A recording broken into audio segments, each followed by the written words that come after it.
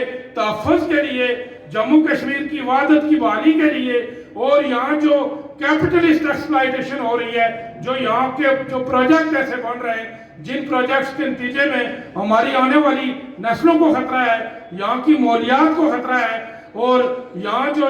اس شہر کے اندر رہنے والے جو لوگ ہیں ان کی زندگیوں کو خطرہ ہے، اور اسی طرح باقی بھی آزاد کشمیر کے شہر جو ہیں، جو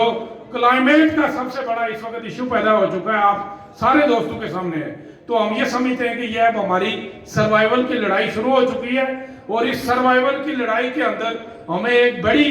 ماس موومنٹ کی طرف جانا چاہیے، اور جو دوست ہمارے ساتھ اس ساری تحریک کے اندر شامل ہیں، ہماری پارٹیوں کا ایسا نہیں ہوں گے، راجہ امجد صاحب کا مجھے نہیں پتا کس پارٹی کا ہے، لیکن کس پارٹی کے ہیں، لیکن انہوں نے اس تحریک کے اندر وہی رول ادا کیا جو دوسرا کوئی انقلابی کر سکتا تھا۔ شوکت صاحب جو یہاں کی جو ہے نا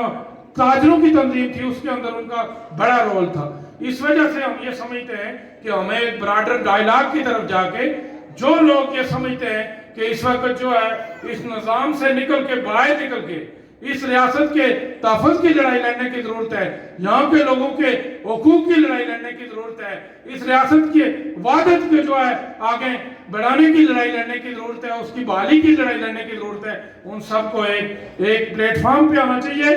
میرا اور بابا جان کا یہاں آنے کا مقصد بھی یہی تھا کہ ہم جا کے تجدید عہد کریں، اور افضال سلیریا کے پروگرام کے اندر تجدید عہد کریں۔ آتکا نے ہمیں فون کیا